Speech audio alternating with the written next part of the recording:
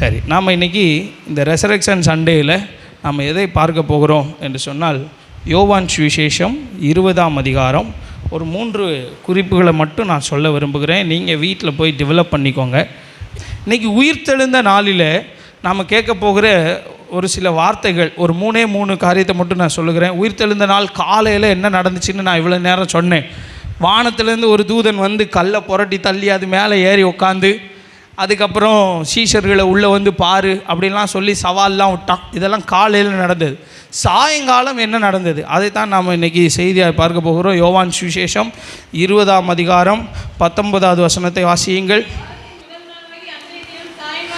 சாயங்கால வேளையிலே சீஷர்கள் கூடியிருந்த இடத்தில் யூதர்களுக்கு பயந்ததினால் கதவுகள் பூட்டி இருக்கையில் இயேசு வந்து நடுவே நின்று உங்களுக்கு சமாதானம் என்றார். உயிர்த்தெழுந்த இயேசு எங்கே இருக்கிறார்? கவனிங்க. இன்றைக்கி ஒரு 10லேருந்து 15 நிமிஷத்துக்குள்ளே என்னுடைய பிரசங்கத்தை முடிக்கிறேன்.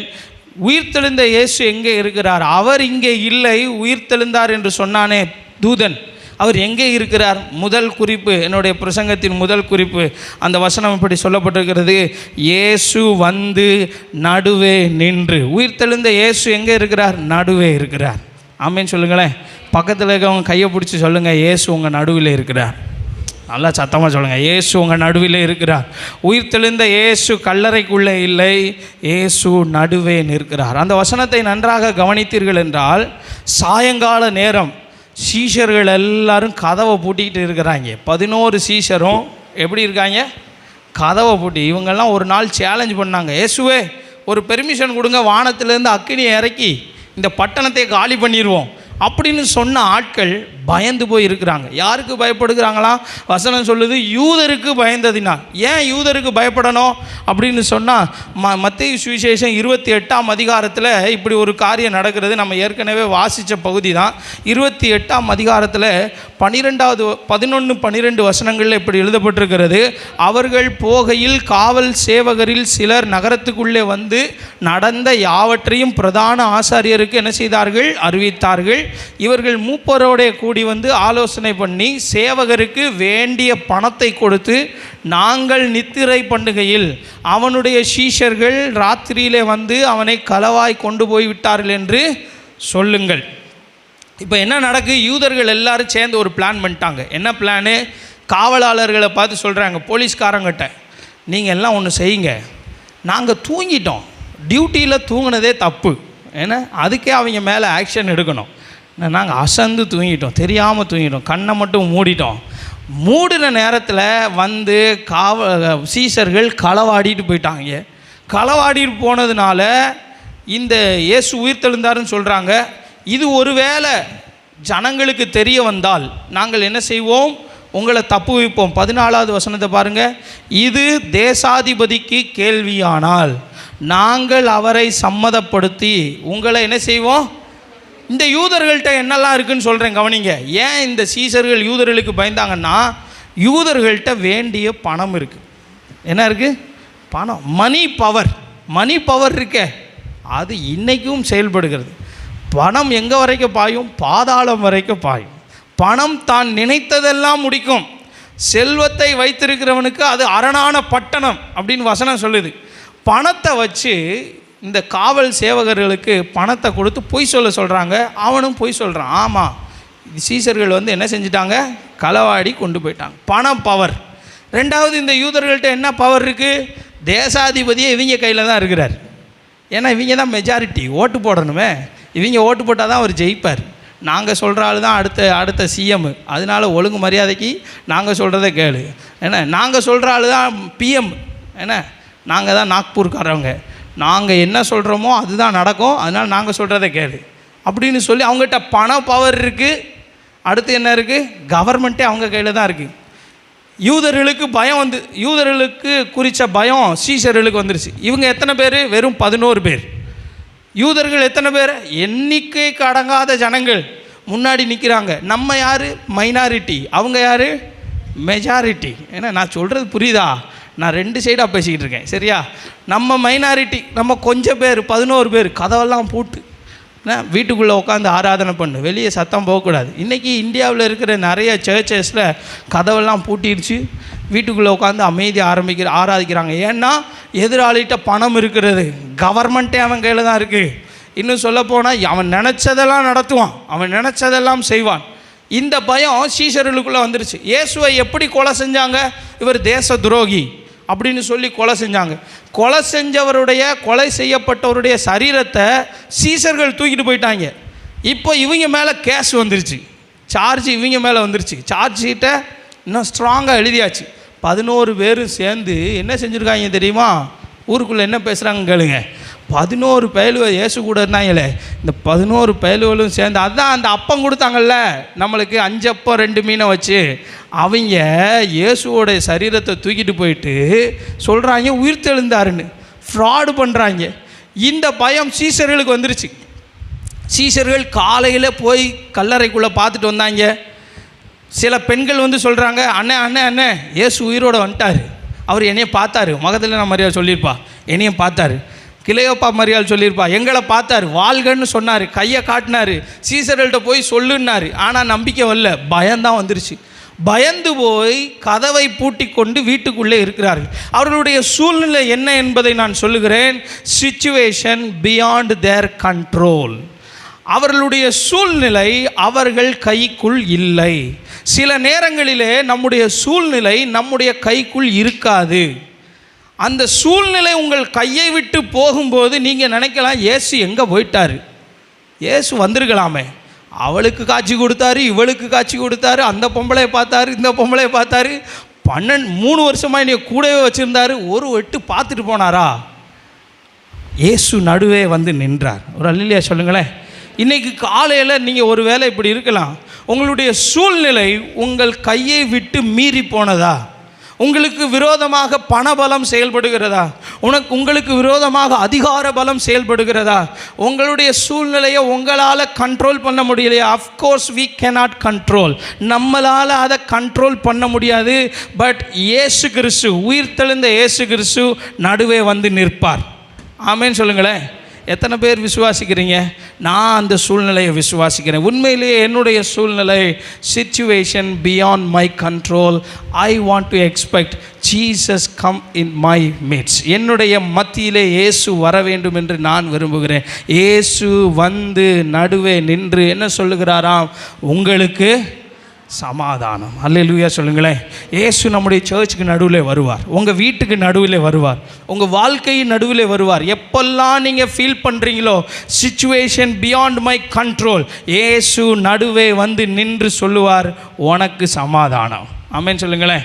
சபையே நீ விசுவாசிக்க வேண்டும், ஆண்டவர் நமக்கு சமாதானம் தருகிறவர். 46ஆம் சங்கீதம் 5வது வசனம் சொல்லுகிறது. வசனம் வாசிங்க. 46ஆம் சங்கீதம் 5வது வசனம் வாசிங்களேன்.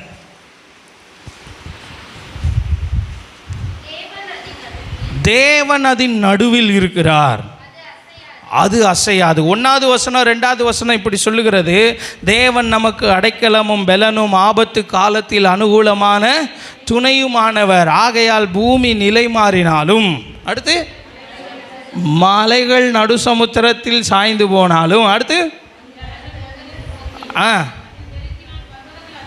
நதிர்ந்தாலும். கவனிங்க. சங்கீதக்காரனுக்கு முன்னாடி ஒரு சிச்சுவேஷன், என்ன சூழ்நிலை என்றால் சுனாமி எழும்புகிறது, மலைகள் நடுங்குகிறது, எர்த்குவேக் உண்டாகுது, பூமி அதிர்ச்சி உண்டாகுது, சுனாமி வருது. சுனாமியை யாராலும் கண்ட்ரோல் பண்ண முடியுமா? we can predict tsunami. நம்ம அதை பற்றி முன்னக்கூட்டியே சொல்லலாம், சுனாமி வரலாம் அப்படின்னு சொல்லலாம். ஆனால் சுனாமியே அமைதியாரு, கொஞ்சம் வேலையை முடிச்சுக்கிறேன் அப்படி சொல்ல முடியுமா உங்களால்? இந்த சங்கீதக்காரனுடைய சூழ்நிலை என்ன என்று சொல்லுகிறேன். அவனுக்கு முன்னாடி ஜலங்கள் கொந்தளித்து பொங்குகிறது, மலைகள் நடுங்குகிறது. யாரெல்லாம் மலை மாறி நம்பினானோ அந்த மலையை ஆட்டம் காணுகிறது. சூழ்நிலை வித்தியாசமாய் போய்கொண்டிருக்கிறது. Situation beyond his control. அவனை விட்டு சூழ்நிலை மீறி போய்விட்டது. ஆனால் தேவன் எங்கே இருக்கிறார் தெரியுமா? 5வது வசனம் சொல்லுகிறது, தேவன் அதன் நடுவில் இருக்கிறார், அது அசையாது. we cannot move. நாம் அசைக்கப்படுவது இல்லை. நம்முடைய ஆண்டவர் நம் அருகிலே இருப்பார் என்றால் நாம் அசைக்கப்படுவதில்லை. சங்கீதக்காரன் சொல்லுகிறான், கர்த்தரை என் வலது பக்கத்தில் வைத்திருக்கிறபடியால் நான் அதிகமாய் அசைக்கப்படுவதில்லை. கொஞ்சம் வேணால் ஆடுவேனே தவிர அதிகமாக அசைய மாட்டேன், வேரோட பிடுங்கி விழவே மாட்டேன். ஆமேன்னு சொல்லுங்களேன். ஒரு தேவ பிள்ளைக்கு என்ன விசுவாசம் இருக்க வேண்டும் என்றால், உயிர்த்தெழுந்த இயேசு என் நடுவே இருக்கிறார். அங்கே இஸ்ரவேலர்கள் எகிப்தை விட்டு வருகிறார்கள். நன்றாக கவனியுங்கள். எகிப்தை விட்டு வருகிறார்கள். முன்பாக சமுத்திரம், பின்பாக பார்வோனின் படை. அவங்களுக்கு முன்னாடி யார் போகிறான்னா மேக ஸ்தம்பம் போகுது. நல்ல கவனிங்க. மேக ஸ்தம்பம் முன்னாடி மேலே போகுது, கீழே சமுத்திரம், பின்னாடி பார்த்தா பார்வோனின் படை வந்து விட்டது. யாத்ராகம புஸ்தகம் 14ஆம் அதிகாரம் 20வது வசனம் சொல்லுகிறது, அவர்களுக்குள்ளே ஒரு பயம் வந்து விட்டது. ஜனங்கள் எல்லாரும் கல் எடுத்துட்டாங்க மோசேயை கொலை பண்ண. மோசேயே, எங்களை அழிக்கிறதுக்காக இந்த வனாந்தரத்துக்கு கொண்டு வந்தீர், எகிப்தில் எங்களுக்கு கல்லறை தோட்டம் இல்லைன்னு நினைக்கிறீரா, இங்கே ஏன் கொண்டு வந்தீர்? முன்னாடி போய்கிட்டு இருந்த மேக ஸ்தம்பம் விலகி, வசனம் சொல்லுகிறது, கர்த்தர் மோசேயை நோக்கி, 20வது வசனம் பாரு, அது எகிப்தியரின் சேனையையும் இஸ்ரவேலரின் சேனையையும் முழுவதும் ஒன்றோடு ஒன்று சேராதபடிக்கு நடுவில் வந்து நின்றது. ஒரு அல்லேலூயா சொல்லுங்களேன். Situation beyond their control. இஸ்ரவேல் ஜனங்கள் என்ன நினைத்தார்கள், அவ்வளவுதான், முடிஞ்சிருச்சு, வாசலும் திறக்க மாட்டேங்கி, எதிரியும் வந்துட்டான், நாங்கள் இனி எங்கே போவோம்? ஆனால் நடுவே வந்து நிற்பார். ஒரு அல்லேலூயா சொல்லுங்களேன். ஒரு மேக ஸ்தம்பம் நடுவிலே வந்து நிற்கும். நாம தான் பாட்டு பாடுகிறோமே, விலகாத மேகம் நீர், முன் செல்லும் மேகம் நீர். முன்னாடி செல்லுகிற ஆண்டவர் நடுவிலே வந்து நின்றார். யார் யாருக்கு நடுவில்? எகிப்தியர்களுக்கும் இஸ்ரவேலர்களுக்கும் நடுவில் வந்து நின்றது. அது எகிப்தியருக்கு மேகமும் அந்தகாரமுமாய் இருந்தது. இஸ்ரவேலருக்கோ அது எப்படி இருந்ததாம்? வெளிச்சம். ஒரே மேகம்தான் நமக்கு வெளிச்சத்தை கொடுத்தது. அவர்களுக்கோ எதை கொடுக்கிறது? இருளை கொடுக்கிறது. ஒரே இயேசு தான் நமக்கு சமாதானத்தை தருகிறார். அவர்களுக்கோ அருக்களிப்பு பிடிக்கிறது. அவர்களோ பயப்படுகிறார்கள். இயேசு வந்துட்டாரே, இயேசு என்ன செஞ்சுட்டா, உயிரோடு வந்துட்டாரே, இவரை கொலை பண்ணோமே, அண்ணா காய்பாலாம் நினச்சிருப்பாங்க, இவரை கொலை செஞ்சோமே, அவர் உயிரோடு எழுந்தாருன்னு இவங்க சொல்கிறாங்களே, வானத்திலேருந்து ஒரு தூதன் வந்தான்னு சொல்கிறாங்களே, தூதன் வந்து கல்லை புரட்டி தள்ளி அதன் மேலே ஏறி உக்காந்து சொல்லுகிறான். எவனுக்காயிலும் தைரியம் இருந்தால் காலரை தூக்கி விட்டு சொல்லியிருப்பான், தைரியமான ஆம்பளைனா வந்து இந்த கல்லை மறுபடியும் புரட்டி வச்சு சீல் வைங்கடா பார்ப்போம் சொல்லியிருப்பான். ஆமேன்னு சொல்லுங்களேன். அண்ணா காய்பாவுக்கு பயம். அதே உயிர்த்தெழுந்த இயேசு கிறிஸ்து நடுவே வந்து தம்முடைய சீஷர்களை பார்த்து சொல்லுகிறார், உங்களுக்கு சமாதானம். இன்றைக்கும் நான் இப்படி எதிர்பார்க்கிறேன், உயிர்த்தெழுந்த இயேசு நம்முடைய வாழ்க்கையிலும் வந்து நடுவே வந்து, நம்முடைய வாழ்க்கை படகின் நடுவே வந்து உங்களுக்கு சமாதானம் என்று சொல்லுவாராக. ஆமேன் சொல்லுங்களேன். 20ஆம் அதிகாரம் 20வது வசனம் யோவான் சுவிசேஷத்தில் இப்படி எழுதியிருக்கிறது. யோவான் 20:20, அவர் சமாதானம் என்று சொல்லி தம்முடைய கைகளையும் விலாவையும் அவர்களுக்கு காண்பித்தார். சீஷர்கள் என்ன செய்தார்கள்? கர்த்தரை கண்டு சந்தோஷப்பட்டார்கள். பயம் இருக்குதுங்க வெளியில் எங்களுக்கு பயம்தான். கதவை திறந்து வெளியே போனால் பயம், இவன் வருவானே அவன் வருவானே, எனக்கு பயம் இருக்குது. ஆனால் உள்ளுக்குள்ளே ஒரு சந்தோஷம் இருக்கிறது. உயிர்த்தெழுந்த இயேசு என் வீட்டிற்கு நடுவிலே இருக்கிறார். இன்றைக்கு கால வேளையில் உங்கள் வீட்டின் சூழ்நிலை, உங்கள் வீட்டினுடைய சூழ்நிலை, உங்கள் பிள்ளைகளுடைய சூழ்நிலை கண்ட்ரோல் பண்ண முடியாமல் இருக்குதா? No problem. இயேசு வருவார், நடுவே வந்து நிற்பார், கைகளையும் கால்களையும் காட்டுவார். நான் அவனுக்காக அடிக்கப்பட்டிருக்கிறேன், நான் அவனை கண்ட்ரோல் பண்ணுவேன்னு சொல்லி இயேசு தம்முடைய கைகளையும் கால்களையும் காட்டுவாராக. ஆமேன்னு சொல்லுங்களேன். 2வது உயிர்த்தெழுந்த இயேசு எங்கே இருக்கிறார்? வாசிக்கலாம். லூக்கா சுவிசேஷம் 24ஆம் அதிகாரம் 13வது வசனத்திலிருந்து. உயிர்த்தெழுந்த இயேசு எங்கே இருக்கிறார்? யாரும் போகக்கூடாது. கம்யூனியன் சர்வீஸ் இருக்குது, எந்த ஃபோன் வந்தாலும் போகக்கூடாது. சரி. அன்றைய தினமே அவர்களில் 2 பேர் எருசலேமுக்கு எம்மாவு என்கிற கிராமத்துக்கு போனார்கள். போகையில் பேசிக்கொண்டார்கள்.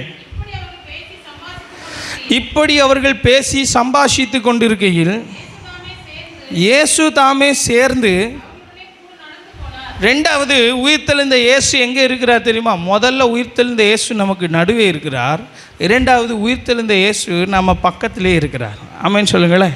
இயேசு எங்கே இருக்கிறார்? நம்ம பக்கத்தில் நம்முடைய பிசைட்ஸில் இருக்கிறார். 2 பேர் பேசிக்கிட்டு போகிறாங்க. என்ன பேசிக்கிட்டு போகிறாங்க? ஐயோ, இந்த இயேசுன்னு ஒருத்தர் வந்தார், ஒரு வல்லமையுள்ள தீர்க்கதரிசி. நடந்த சம்பவத்தை வேகமாக சொல்கிறேன், கவனிங்க. இவங்க 2 பேருக்குள்ளே ஒரு எதிர்பார்ப்பு இருந்தது. இயேசு வந்து எங்களை விடுதலையாக்குவாருன்னு நம்பிக்கிட்டு இருந்தோம்.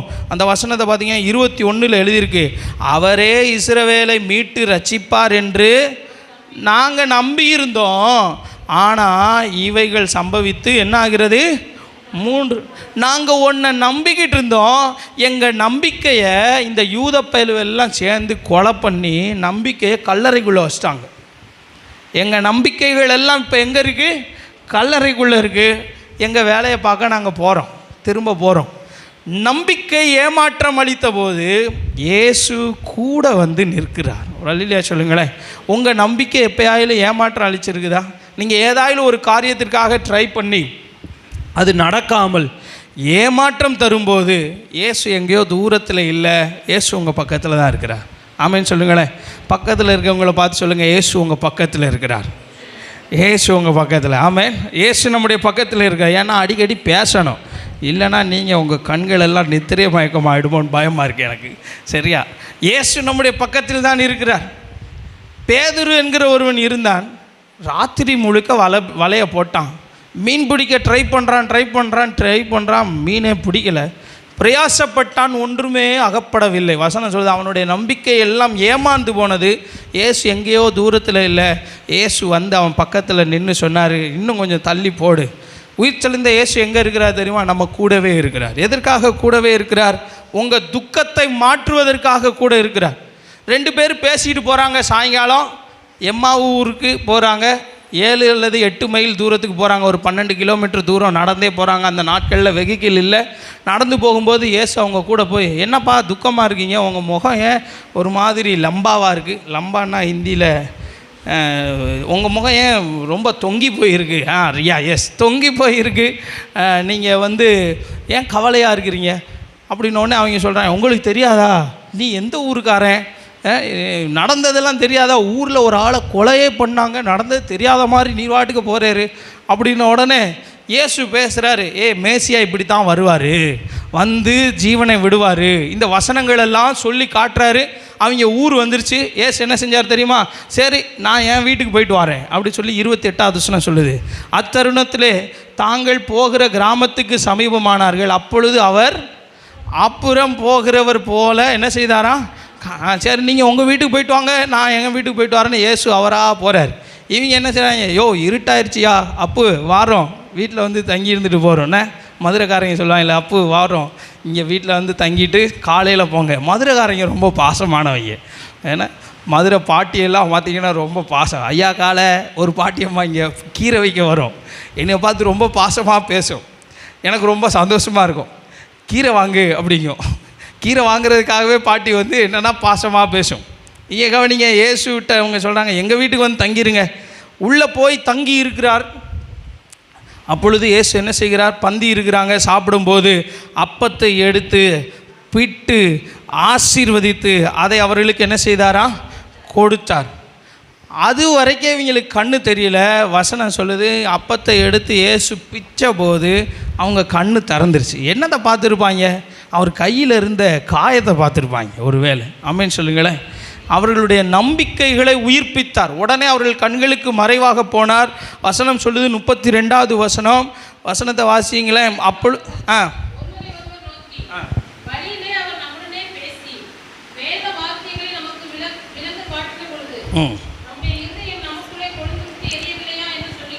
இயேசு ஏன் கூட நடந்து போகிறார் தெரியுமா? இருதயங்களை கொழுந்து விட்டு எரிய பண்ண. இயேசு ஏன் நடுவில் வந்து நிற்கிறார்? உங்கள் சூழ்நிலைகளை கண்ட்ரோல் பண்ண. 2வது, இயேசு ஏன் உங்கள் கூடவே இருக்கிறார் தெரியுமா? உங்கள் இருதயத்துக்குள்ளே ஒரு ஃபயர் போட விரும்புகிறார். இன்றைக்கி நிறைய போதகர்கள் சொல்கிறாங்கள்ல, ஃபயர் எங்கே இருக்குது? இப்படி சத்தமாக பேசுகிறதில்ல. இல்லை, ஃபயர் எங்கே இருக்குது தெரியுமா? பைபிளில் இருக்குது. ஆமென் சொல்லுங்களேன். இயேசு என்னதை சொன்னாராம்? வேத வசனத்தை பேச பேச இவங்க உள்ளத்தில் என்ன ஆயிடுச்சு? ஃபயர் வந்துருச்சு, அக்னி வந்துருச்சு. ஃபயர் எங்கே இருக்குது தெரியுமா? ஃபயர் உங்கள் பைபிளில் இருக்குது. உங்கள் பைபிளில் இருக்குது. ஃபயர் எங்கே இருக்குது சொல்லுங்கள்? பைபிளில். சங்கீதக்காரனை கேட்டிங்கன்னா சொல்லுவான், சங்கீதக்காரன் ஒரு இடத்துல சொல்லுகிறான், நான் தியானிக்கையில் அக்னி மூண்டது. என் பைபிளை எடுத்துகிட்டு போய் ஒரு இடத்துல உட்காந்தேன், ஜெபம் பண்ணினேன், வேதத்தை தியானம் பண்ணினேன், எனக்குள்ளே ஃபயர் வந்துருச்சு. ஆமேன்னு சொல்லுங்களேன். இயேசு இங்கே வேத வசனங்களை விளங்க காட்டின போது, நீங்கள் அக்னி எழுப்புதல் முகாமுக்கு போனால் ஃபயர் வராது. இன்றைக்கி உலகமே ஃபயராக தான் இருக்குது. என்ன, மே மாதம் ஏப்ரல் மேலெல்லாம் ஊரே ஃபயராக தான் இருக்குது. அது வேறு விஷயம். நீங்கள் ஃபயரை தேடி எங்கேயும் போனீங்க, ஃபயரே கிடைக்காது. எங்கே ஃபயர் கிடைக்கும் தெரியுமா? வேத வசனத்தை ஒழுங்காக உட்காந்து வாசிச்சிங்கன்னா ஃபயர் வரும். வேத வசனத்தை ஒழுங்காக கேட்டால் ஃபயர் வரும். ஆமேன்னு சொல்லுங்களேன். உங்களுடைய ஹார்ட், உங்களுடைய இருதயத்தை கொழுந்து விட்டு எரிய பண்ண இயேசு கூடவே இருக்கிறார். நீங்கள் வேதத்தை எடுத்துகிட்டு இயேசு கூட உட்காந்து படிங்க. நீங்களாக தனியாக போய் வேதம் வாசிக்காமல் இருக்காதீங்க. ஆண்டவர் உங்கள் உள்ளத்தோடு பேசுவார், உங்கள் உள்ளத்துக்குள்ளே பேசுவார். நீங்கள் என்ன செய்யணும்னு சொல்லி தருவார், ஆலோசனை தருவார். உயிர்த்தெழுந்த இயேசு உங்கள் அருகாமையிலே இருக்கிறார். உங்கள் நம்பிக்கைகளை உயிர்ப்பிக்க இருக்கிறார். நீங்கள் உங்கள் நம்பிக்கையை அடக்கம் பண்ணி 3 நாள் ஆச்சு. ஏன்னா அவங்க எம்மாவூர் சீஷர்கள் என்ன செஞ்சாங்க, நம்பிக்கையை ஃபுல்லாக அடக்கம் பண்ணி அதில் கல்லை வேற வச்சு, இயேசுவே வெளியே வந்துடாதேரும், உள்ளே ஏறும் அப்படி சொல்லி அடக்கம் பண்ணியாச்சு. எத்தனையோ பேர் நீங்கள் இங்கே அது வரும்போதே உங்கள் நம்பிக்கையை அடக்கம் பண்ணிட்டு தானே வந்திருக்கிறீங்க. உங்கள் தனிப்பட்ட சூழ்நிலையில் உங்கள் நம்பிக்கை நாயின் அப்படின்ற ஒரு ஊரில் ஒரு விதவை இருந்தால், அவளுக்கு ஒரே ஒரு பிள்ளை, அதுதான் அவளுடைய நம்பிக்கை. அந்த நம்பிக்கையை அடக்கம் பண்ணுறதுக்கு போகிறா. கஃபீன் பாக்ஸை தூக்கிட்டு போகிறா. ஏன்னா என் பிள்ளையை அடக்கம் பண்ணிடும், அவ்வளோதான், அவன் செத்து போயிட்டான், இவனை வச்சு நோ யூஸ், இவன் வச்சுருந்தா நாரும், இவனை தூக்கி அடக்கம் பண்ணிடலாம். பிள்ளைகளை அடக்கம் பண்ணியாச்சு. ஆண்டவரே கஃபீன் பாக்ஸோடு வந்திருக்கிறேன். கஃபீன் பாக்ஸோடு வந்தாலும் சரி, அடக்கம் பண்ணியிருந்தாலும் சரி, இயேசு, உயிர்த்தெழுந்த இயேசு இங்கே இருக்கிறார். எதற்காக என்றால் உங்கள் நம்பிக்கையை உயிர்ப்பிக்க. ஒரு அல்லேலூயா சொல்லுங்களேன். இயேசு உங்கள் நம்பிக்கைகளை உயிர்ப்பிப்பார். 3வது, உயிர்த்தெழுந்த இயேசு எங்கே இருக்கிறார்? மத்தேயு சுவிசேஷம் 28ஆம் அதிகாரம் 7வது வசனம். இதை வாசித்து முடிக்க போகிறோம். மத்தேயு 28:7. சீக்கிரமாய் போய் மரித்தோரிலிருந்து எழுந்தார் என்று அவருடைய சீஷர்களுக்கு சொல்லுங்கள். 3வது, உயிர்த்தெழுந்த இயேசு நமக்கு முன்னே போகிறார். ஆமேன்னு சொல்லுங்களேன். உயிர்த்தெழுந்த இயேசு எங்கே இருக்கிறார்? 3 குறிப்புகளை சொன்னேன். நம்ம நடுவில் இருக்கிறார், நம்ம கூடவே இருக்கிறார், நமக்கு முன்னே போகிறார். ஆமேன்னு சொல்லுங்களேன். உங்களுக்கு முன்னாடி போகிறார், உங்கள் பிஸ்னஸுக்கு முன்னாடி, உங்கள் ஃபேமிலிக்கு முன்னாடி. சீஷர்களே பயந்து போய் இருக்கிறீங்களா? பயப்படாதீங்க, நான் உங்களுக்கு முன்னே போகிறேன். வசனம் சொல்லுகிறது, ஏசாயா தீர்க்கதரிசன புத்தகம் 45ஆம் அதிகாரம் 2வது வசனம், நான் உனக்கு முன்னே போய் கோணலானவைகளை செவ்வையாக்கி கரடு முரடான பாதைகளை எல்லாம் என்ன செய்வேன்? சமமாக்குவேன். உனக்கு முன்னாடி ஏதாயிலும் கோணலான பாதை இருக்கிறதா? இயேசு முன்பாக போவாராக, கோணலானவைகளை செவ்வையாக்குவார். சீஷர்களுக்கு சொல்லுகிறார், சீஷர்களே பயப்படாதீங்க, கலிலேயாவுக்கு வாருங்கள், நான் அங்கே உங்களை சந்திப்பேன். ஆண்டவர் சொல்லுகிறார் 7வது வசனத்தில், உங்களுக்கு முன்னே கலிலேயாவுக்கு போகிறார், அங்கே அவரை காண்பீர்கள், இதோ உங்களுக்கு சொன்னேன் என்றார். கலிலேயாவுக்கு ஏன் ஆண்டவர் கூப்பிட்றாரு அப்படின்னு சொன்னால், கலிலேயா மலையில் இருந்து தான் இயேசுப்பா என்ன செய்ய போகிறார்னா, அவர்களுக்கு சில காரியங்களை சொல்ல போகிறார். இன்னொரு வசனத்தை வாசிக்கலாமே, நான் சொல்கிற வசனத்தை வாசிங்க. 16வது வசனத்தை பாருங்கள். 28ஆம் அதிகாரம் 16வது வசனம். 11 சீஷர்களும் கலிலேயாவிலே இயேசு தங்களுக்கு குறித்திருந்த மலைக்கு போனார்கள். அங்கே அவர்களை கண்டு பணிந்து கொண்டார்கள். இயேசு ஏன் கலிலேயாவுக்கு வர சொன்னார் அப்படி சொன்னால், அங்கே அவர்களுக்கு அதிகாரம் கொடுக்க போகிறார். சீஷர்களுடைய கரத்தில் என்ன கொடுக்க போகிறார் தெரியுமா? அதிகாரம் கொடுக்க போகிறார். வானத்திலும் பூமியிலும் சகல அதிகாரம் எனக்கு கொடுக்கப்பட்டிருக்கிறது, ஆகையால் நீங்கள் புறப்பட்டு போய் சகல ஜாதிகளையும் சீஷராக்கி பிதா குமாரன் பரிசுத்தாவின் நாமத்தினாலே அவர்களுக்கு ஞானஸ்நானம் கொடுத்து, நான் உங்களுக்கு உபதேசம் பண்ணினவைகளை எல்லாம் அவர்கள் கை கொள்ளும்படி நீங்கள் அவர்களுக்கு உபதேசம் பண்ணுங்கள். அதிகாரம் கொடுக்க ஆண்டவர் முன்னே போகிறார். நான் நம்புகிறேன் நம்ம சர்ச்சுக்கு முன்னாடி ஆண்டவர் போவாராக. ஆமேன்னு சொல்லுங்களேன். இந்த சின்ன கூட்டத்துக்கு முன்பாக தேவன் போவாராக. உயிர்த்தெழுந்த இயேசு கோணலான பாதைகளை, கரடு முரடான பாதைகளை செவ்வையாக்க உங்கள் குடும்பத்தில், உங்கள் வாழ்க்கையில், தனிப்பட்ட சூழ்நிலையில் இயேசு போவாராக. நம்ம எல்லோரும் எழுந்து நிற்போம், ஜெபம் பண்ணுவோம், கண்களை மூடி. ஹல்லேலூயா. உயிர்த்தெழுந்த இயேசு கல்லறையில் இல்லை, இயேசு நம் நடுவே இருக்கிறார். உயிர்த்தெழுந்த இயேசு நம் நடுவே இருக்கிறார். கண்களை மூடி ஜெபம் பண்ணுவோம். எல்லாரும் கண்களை மூடி. ஹல்லேலூயா, ஹல்லேலூயா. when you feel situation beyond your control, ஆண்டவர் உங்கள் நடுவே வந்து நிற்பார். நீங்கள் எப்பொழுதெல்லாம் என் சூழ்நிலை என் கையை விட்டு போனது என்று நம்புகிறீர்களோ அப்பொழுதெல்லாம் ஆண்டவர் உங்களுக்கு முன்பாக வந்து நிற்பார். ஹல்லேலூயா, ஹல்லேலூயா. வலது கரம் உயர்த்தி ஜெபம் பண்ணுங்க. ஆண்டவரே, என் பிள்ளையின் வாழ்க்கை என் சூழ்நிலையை விட்டு என் கையை விட்டு போயிடுச்சுன்னு நினைக்கிறேன்ப்பா. ஆண்டவரே, நீங்கள் வந்து நடுவில் நில்லுங்கள். நீங்கள் வந்து நடுவில் நின்று சமாதானம் என்று சொல்லும் ஆண்டவரே, உம்முடைய கரத்தை நீட்டுவீராக. ஸ்தோத்திரம், ஸ்தோத்திரம், ஸ்தோத்திரம், ஸ்தோத்திரம். ஒருவேளை உங்களுக்கு முன்னாடி இருக்கிறவர்களுக்கு மணி பவர் இருக்கலாம், கவர்மெண்ட்டே அவங்க கையில் இருக்கலாம், அவர்கள்ட்ட மெஜாரிட்டி இருக்கலாம். என்ன இருந்தாலும் இயேசு நம் நடுவே இருப்பாரானால் நமக்கு சமாதானம் உண்டு. ஹல்லேலூயா, ஹல்லேலூயா. தேவன் அதின் நடுவில் இருக்கிறார். அது அசையாது, அது அசையாது. ஆண்டவரே, நாங்கள் அசைக்கப்படுவது இல்லை, நாங்கள் அசைக்கப்படுவது இல்லை. ஹல்லேலூயா, ஹல்லேலூயா, ஹல்லேலூயா. அவர்களோடு கூட சேர்ந்து போகிறார். உங்களுடைய நம்பிக்கைகளை ஒருவேளை நீங்கள் அடக்கம் பண்ணி இருந்தால் அந்த நம்பிக்கைகளை உயிர்ப்பிக்கிற தேவ வார்த்தைகள் உங்களை நோக்கி வருவதாக. ஆண்டவரே, உம்முடைய பிள்ளைகளை உயிர்ப்பிப்பீராக. ஆண்டவரே, அவர்களுடைய இருதயங்களை கொழுந்து விட்டு எரிய பண்ணுவீராக. ஆண்டவரே, ஹல்லேலூயா, ஹல்லேலூயா. எங்களுக்கு முன்பாக நீர் செல்வீராக. உயிர்த்தெழுந்த இயேசு கோணலானவைகளை செவ்வையாக்க எங்களுக்கு முன்பாக போவீராக.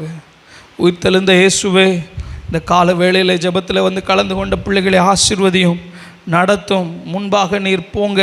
அவருடைய பிஸ்னஸில், அவர்களுடைய குடும்பத்தில், அவருடைய வேலைகளில், அவர்களுடைய காரியமாக யார் போவார் என்கிற ஆண்டவரே, இந்த காரியம் இருந்தால் நீர் முன்பாக போவீராக என்று சொல்லி ஜெபிக்கிறோம். கர்த்தருடைய பிரசன்னம் உடைய பிள்ளைகளுக்கு முன்பாக போகட்டும். இயேசுவே, எங்கள் எல்லாரையும் உடைய திருக்கரத்தில் தாழ்த்தி அர்ப்பணிக்கிறோம். இயேசுவின் நாமத்தில் பிதாவே, ஆமென், ஆமென்.